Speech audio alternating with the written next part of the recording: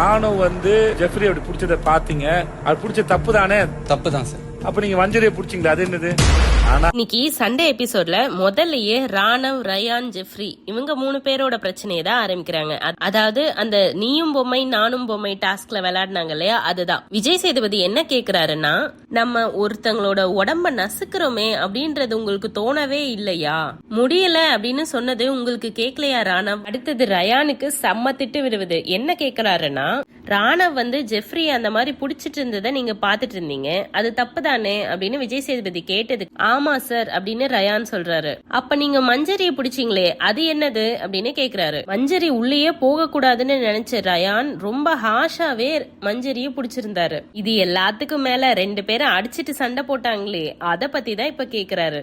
முடிஞ்சு போச்சுன்னு big pass ஒரு பஸ்ஸரை அமுக்கினாருல்ல, அதுக்கப்புறம் நீங்க என்ன பண்ணீங்க ரயான்? அது என்ன, அடிச்சு சாவடிச்சிருவேன். என்ன சார் இது, விளையாட தானே போயிருக்கீங்க அப்படின்னு எல்லாம் கேக்குறாரு. இன்னும் என்னெல்லாம் கேட்க போறாருன்னு தெரியல.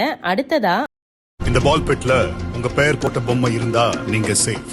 நாமினேஷன் லிஸ்ட்ல கடைசியா 4 பேர் இருக்காங்க. அது யார் யாருன்னா சிவகுமார், ஆனந்தி, சாச்சனா, ரஞ்சித். இதுல விஜய் சேதுபதி என்ன சொல்லிடுறாருன்னா, எவிக்ஷன் ப்ராசஸ பிக் பாஸ் டேக் ஓவர் பண்ணிக்குவாரு அப்படின்னு சொல்லிடுறாரு. இப்போ பிக் பாஸ் இவங்க 4 பேரையும் கூப்பிட்டு ஆக்டிவிட்டி ஏரியாக்கு வர சொல்றாரு. அங்க ஒரு பால் பிட் இருக்கு. அந்த பால் பிட்ல இவங்க பேர் போட்ட பொம்மை இருந்துச்சுன்னா அவங்க வந்து சேவ், இவங்க பேர் போட்ட பொம்மை இல்லைன்னா அவங்க எலிமினேட்டட். பஸ்ஸர் அடிக்குது. பஸ்ஸர் அடிச்சதும் 4 பேரும் போய் தேடுறாங்க. அங்க நிறைய பொம்மை இருக்கு. அந்த பொம்மை எல்லாத்துலயுமே பேர் எழுதி இல்ல.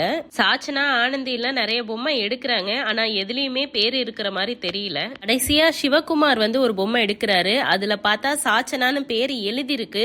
அத வந்து சாச்சனா கிட்ட தராம அவர் கையிலேயே வச்சுட்டே அடுத்த பொம்மையை தேடிட்டு இருக்காரு. சாச்சனா எலிமினேட் ஆயிருந்தா நல்லா இருக்கும்னு எனக்கு தோணுது. ஆனா சிவகுமார் தான் எலிமினேட் ஆகுறாரு அப்படின்றத நான் நேத்தோட வீடியோலயே சொல்லியிருந்தேன். பார்க்காதவங்க போய் பாருங்க. இந்த மாதிரி எக்ஸ்க்ளூசிவ் அப்டேட்ஸ் உங்களுக்கு தெரிஞ்சுக்கணும்னா எங்க சேனலை சப்ஸ்கிரைப் பண்ணுங்க. தேங்க்யூ.